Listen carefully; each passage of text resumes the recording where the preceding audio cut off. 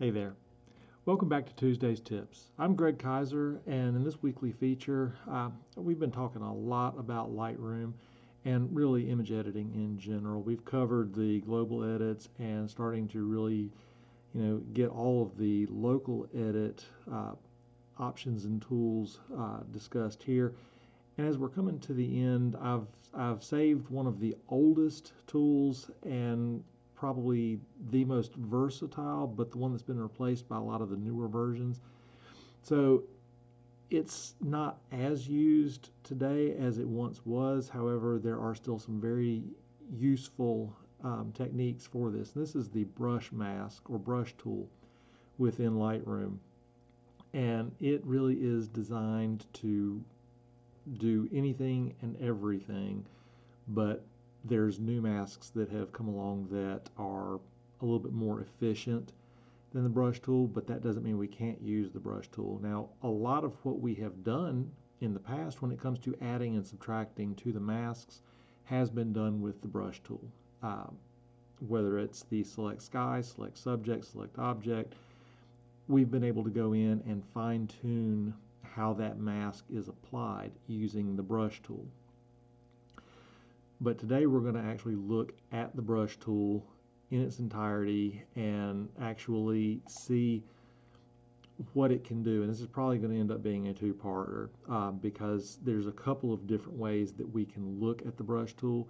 And today I want to concentrate on the simpler aspect of it, and that's using it in, say, a landscape type picture. There is also what I found to be even a more useful way, and that is in portraiture, but I want to save that for another time. We just got back in the house last night. Our power's been off thanks to the hurricane since it came through, so this video needed to get done. It's going out tomorrow morning, so I'm kind of going on the fly here and just trying to get something out, and I didn't want to get too in depth with dodging and burning using the brush. So what we're looking at here is a photo that I did not that long ago, and as you can see, I've gone through and done the basic edit. Everything is handled here. You can see from the eyeballs what I have done. There hasn't been any color grading. I haven't done any transformations as far as perspective, anything like that. Of course, no lens blur, but I have touched each one of these things. Now, before we get into this, let me get back to the webcam real quick. One of the tools that I think is very beneficial when using the brush is going to be a tablet, and this isn't like an iPad or something like that. It's a drawing tablet, and the one that I like to use is the Wacom Tablet. They come in small, medium, and large. I think this is the medium one. It's about, I guess, 10 inches long. It comes with this little pen here, and it's pressure sensitive, and you can just draw on it like you would with pen and paper. And that makes it real easy to do a lot of things, specifically the dodging and burning when it comes to people pictures. So I wanted to mention that, and if I think about it, I'll leave a link down in the description on how to get a hold of these things. They're inexpensive.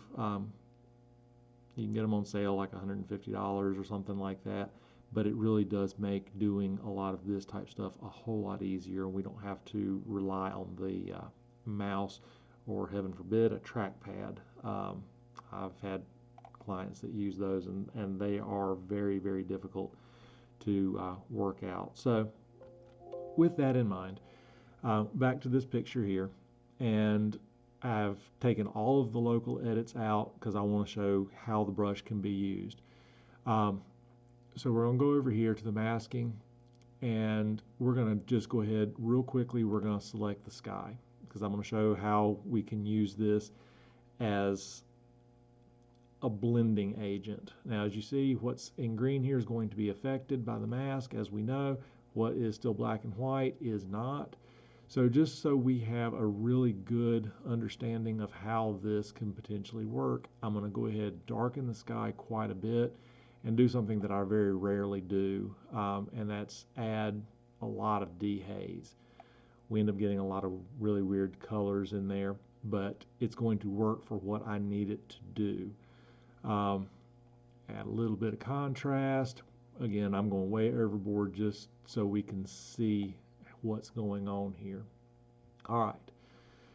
So now that we've got this mask done, we're going to go in, press the space bar, and you see how it goes from the arrow to the magnifying glass. So we're going to start to look at the division here between the trees and the sky. And you can see there's a little bit of a darkness here at the edge. And if you go up here to the mask, that darkness is not there, but it's a bleed over from the mask. And again, I went very heavy-handed with this mask just to show this. So what do? There's a couple things, and I've shown one when we did the sky mask, and that was do another select sky and then subtract sky, and you have kind of this edging here. But another way that we can do it is go up here, click, do subtract, brush, and it's going to bring up this little dialog box here. Now, as I've mentioned before, and I want to go over it again, there are two brush styles here and an erase. I have them set up to where my A brush, the size works however, and I do it with the wheel on the mouse, or I can do it on the little circular selector on the Wacom Tablet. Feather, for my A brush, I generally like a full feather, which, as you can see between the inner circle and outer circle, that's the blending, as we've learned with other masks. Flow, for me, is the most important. I drop this down to about 30%. That allows me to build this up. And if I want to even more gradually build something up, I can drop the density down. But generally for landscape, 30% and a density of 100 works fine. We have the opportunity for auto mask on and off, and what auto mask does is it finds the edges, and whatever the minus is, or in some cases the plus on the brush, that's what's affected. But as you see, my brush is going into the darker areas. I wouldn't want it to go into that, and therefore I would use that auto mask. In this situation, I do actually want to kind of lighten this transition point, so I'm going to take the auto mask off. My other brush, we'll talk about that at another time, is the B brush, and then there's also erase. Erase is not highlighted right now because there's nothing to erase. So what we want to do here is we are still in part of this sky mask, but I want to subtract some of this. And I want to focus on these darker areas. And you see it's just barely taking this effect away. That is part of that 30% flow. And then I can continue to go over it as needed. We've got that feather. So you can see it takes that away. Now if we go overboard, we can take the erase, and we can erase everything we did. We're still dealing with this complete mask here. So let's come back, because that got really over the top really quick. So we're going to go back to the A mask, and we're going to drop the density down, make it about 50-ish, about midway. And we're going to do that same thing. Even more gradual now. And what we're doing, we're just addressing this transition area. And we just kind of move our way through. And we do it with the Wacom tablet, we do it with a mouse, preferably not a trackpad. And we just go through this. I'm not going to go through all of it because you see how that works. But because we have this 30% flow and the 50% density, this is something that we build up, meaning each time we go over an area, we subtract more of that mask. Now, if we have areas that are lighter, we can go and do the same thing. We can add a brush, and where the mask did not take effect, we can now put that mask effect in these areas the same way. We just slowly build this up. And this is just a really, really handy way of going through and kind of fine-tuning your masks using one of these tools that is easily there. So we're just adding this to the lighter areas. And as everything, it's seasoned to taste. So once we get done with everything, and it can be kind of a long process, and there's other ways to do this, but that is one of the neat uses of the brush mask.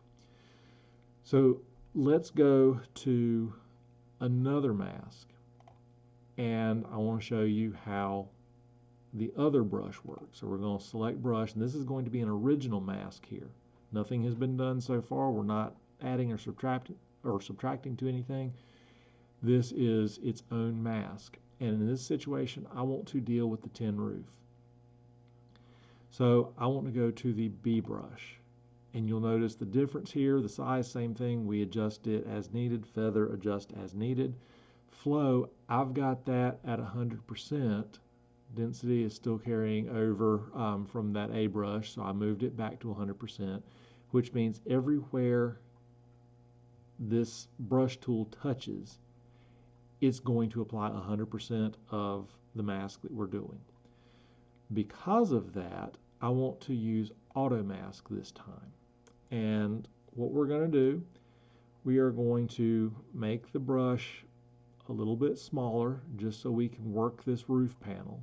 And we're going to go, and you see how it's giving 100% of that mask.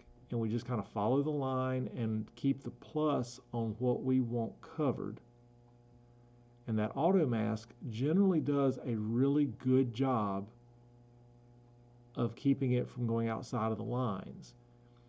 And as you get into smaller areas, just make your brush a little bit smaller. And boy, don't you wish you had this when you were in elementary school and the teacher was after you for coloring inside the lines, because it makes it very easy with this auto mask. And just kind of go and just make sure the edges are good. So there we go. We've now selected the roof. We can do whatever we want. We can make this a brighter tin roof. We can add a little bit of yellow to it, just to give it kind of that sense of more rust, more age. There's any number of things that we can do. One thing I do like to do with tin roofs, add a little bit of clarity.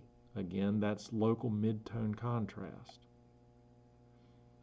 So we've now got this mask, and you can hover here, remind yourself what you're covering, and it's just the roof. And it was with that B brush. And again, the difference here is that 100% flow, 100% density. The A brush is 30% flow, and we can adjust the density as needed. So the whole thing with this is, do you want to build up the effect, or do you want the effect to be 100%? Do you want it completely there? So another way of using this tool is we create a new mask, brush, and let's go with the A brush. We're going to do some dodging and burning. And one of the areas that I like to make pop is the areas of yellow here with the flowers. Now there are better ways of doing this, but this is one that you can do, and this is how it was done for a very long time. Go over here to exposure, and we're going to add a half a stop. So move that up to about a half a stop. Double check, we are on our A brush, which is that 30% flow. Look at the brush size, make sure that it is where you want it. And a lot of times for doing this type of dodging and burning, you want a little bit of an oversized brush. And then it's just a matter of go over these areas. And we're only adding a half a stop, but only at 30% or so with each swipe. So it's an option where you build it up. So we go up here, let's see, make that a little bit smaller, and let's just hit this area right in here. Okay, so now we've got a very subtle change, and let's go up here, do the eyeball, And there, you see it's a little bit darker, a little bit brighter, a little bit darker, a little bit brighter. The trick with these edits is you don't want them to appear over the top. So what happens when you want to add interest to the ground? You see there's some darker areas, there are some brighter areas. This is dodging and burning, and it's not as crucial as on a person's face, but it is something that can make a difference if you want to give just a bit more interest. So we're going to go back to our A brush. We're going to bring the exposure down a half a stop, give or take. And let's see. There we go. Go back to our tablet, and these are the areas I want to kind of concentrate on. So we'll make the brush a little bit bigger, and we're just going to go over these darker areas.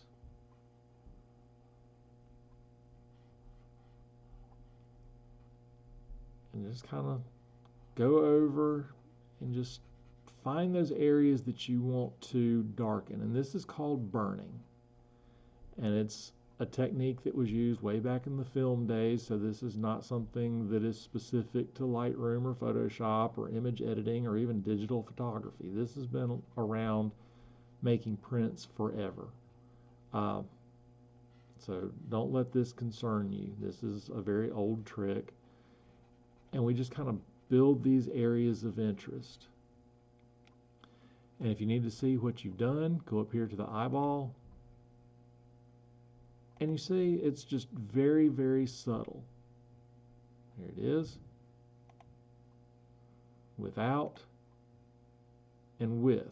Now, to go with burning, you also want to do some dodging, which is the other direction. Instead of darkening, you're brightening.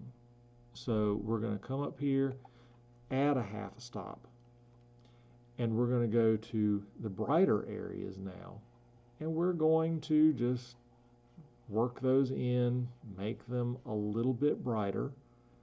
And again, it's all seasoned to taste, and we're adding contrast, and contrast is that visual recipe that helps bring the eyes into the picture. So just find these areas that you want to brighten a little bit. It could be a little kiss of sun.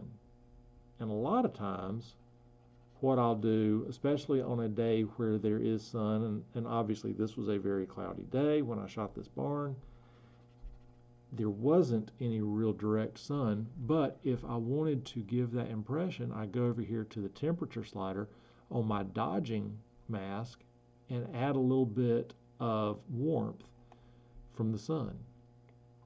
Not temperature, but color temperature.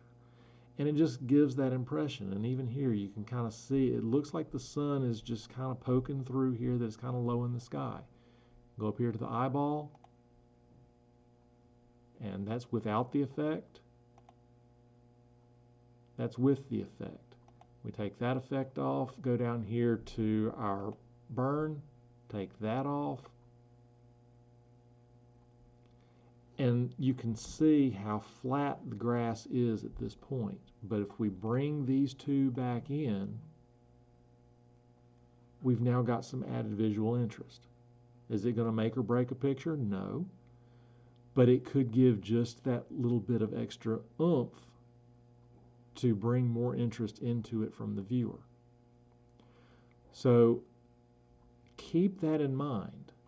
And again, there's other masks that can be done that can do a lot of these different things. What I did here on the grass, that is pretty much the domain right now of the brush tool. And this is where dodging and burning to do skin retouching really comes into play. We're essentially doing retouching of this photo using the same kind of techniques that I would on a face, and we'll get into the face a little bit later. But we can always go in, and remember, we can go in, while I like to label these, I can easily forget, okay, which of these is dodging, which is burning. The masks are very faint on these, so it's a matter of what did I do. But right now, we've got the dodge layer on. So there's some areas back here in the trees. You don't have to stay in one area.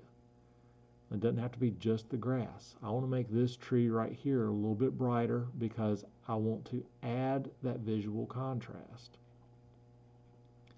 And we just kind of go over the whole picture here. And we just add just a touch of exposure wherever we feel like it needs to go. And remember, that sky is way overboard for this picture just to show that division line here.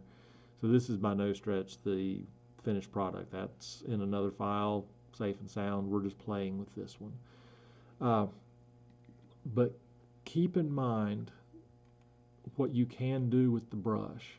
And it may be that you prefer to do it that way. You may get very comfortable with the tablet, and it's something that you like to do, and it's easier than doing the object and things like that. Because the barn quilt on here, we can do it a number of ways. Let's do a B brush for 100%. Let's take the auto mask off because there's some very distinct contrast in here, so I don't want to deal with that, so I'm going to have to be careful with the edges. But I'm going to go through here and I'm going to establish this with my B brush, that 100% flow. Go back and get this little edge here. Okay. Get that corner. And we see that I overshot here. So now we have erase. It is highlighted to be selectable. So we're going to do erase. We are going to leave auto mask. Make this a little bit smaller. We're just going to cover the wood tones. And we're just going to get that edge. And there we go. Down here at this corner where it just shows the round brush, take that off. And there we have the barn quilt. Now our other way of doing that, and we've done this before, and this is why I say a lot of the brush tools use has been superseded. We can do the select object, hit that box, draw a box around it,